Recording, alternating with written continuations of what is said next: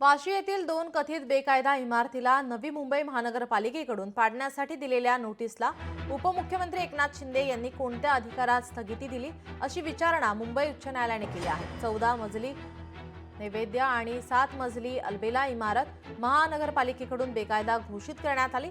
या बेकायदेशीर इमारती पाडण्याचे महानगरपालिकेच्या नोटीस कोणत्या अधिकाराखाली रोखल्या असा सवाल कोर्टाने उपस्थित केला आहे।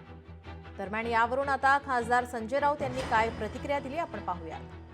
सध्याच्या सरकारमधलं त्यांचं अस्तित्व, त्यांचं मुख्यमंत्रीपद, त्यांचं उपमुख्यमंत्रीपद, त्यांचा पक्ष, त्यांचा चिन्ह हे त्यांच्याकडे बेकायदेशीरच आहे। अशी बेकायदेशीर व्यक्ती कोणतं कायदेशीर काम करेल याची अपेक्षा महाराष्ट्राने ठेवू नये।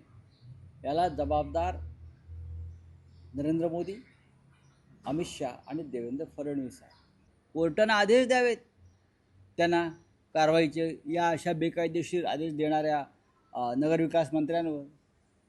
नगरविकास खातं हे पैसे खाण्याचं सगळ्यात मोठं कुरण झालेलं आहे।